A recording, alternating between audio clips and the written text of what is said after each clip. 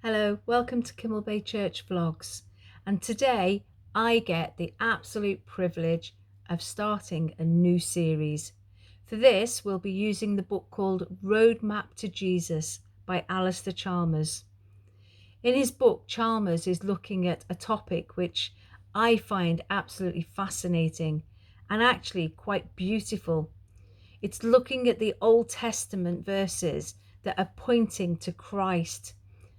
And at the moment with our youth group, I'm looking at Old Testament prophecies that point to the birth of Jesus and how they are fulfilled in the birth of Jesus. I love seeing how so many details of Jesus' birth were foretold 1,000 or more years before he was even born.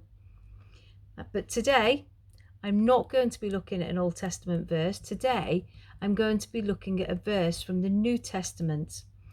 We're going to start by reading a verse from Luke chapter 24, verse 27. And beginning with Moses and all the prophets, he explained to them what was said in all the scriptures concerning himself. Now, if you're not sure, this verse actually comes from the part that we know as the road to Emmaus, which I'm going to talk a little bit about today, as it sets clearly the scene for this series. Jesus had been crucified and had risen. His followers had dispersed for fear that they could meet the same fate if they didn't keep a low profile. Some of the disciples had locked themselves in an upper room, but two of them were walking along a road to Emmaus. Emmaus was about 7 miles away, and they were on the road walking along. As they were walking, the two followers, who didn't know that Jesus had risen, they didn't know that God had brought him back from the dead. We're told that they were walking along and discussing everything that had happened. They were probably remembering the miracles that they had seen Jesus perform.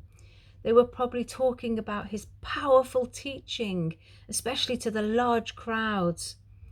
But they were also most likely discussing the traumatic, difficult, confusing time that they had just been through, seeing their friend and teacher being crucified.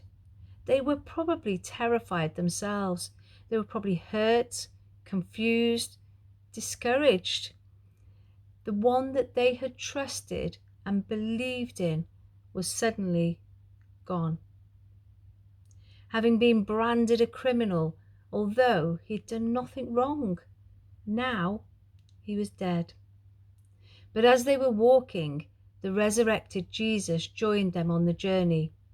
But the Bible tells us they were kept from recognizing him. Jesus walked alongside them and he asked them what they were talking about. What's been going on in Jerusalem lately? Cleopas, one of the followers, speaks up and tells him everything that had happened. He also explains who they thought Jesus was and how he had been crucified, and how some of his friends had gone to the tomb that morning and it was empty. Jesus' body was gone. Jesus basically asks them, "Isn't this what you were expecting?" The prophets said that the sent one from God must suffer before his glory.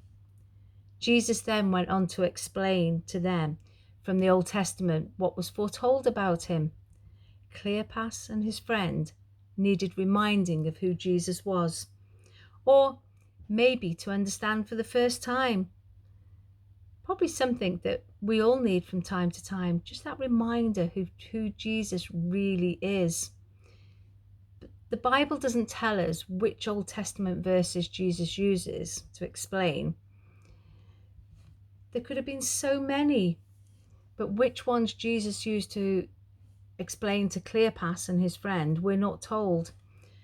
But I love how the Old Testament, we see prophecies that were written, and in the New Testament we see how these prophecies have been fulfilled.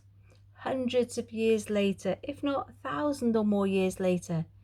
And it's like a golden thread being woven through time, showing all parts of the Bible are connected, all part of one story, God's story.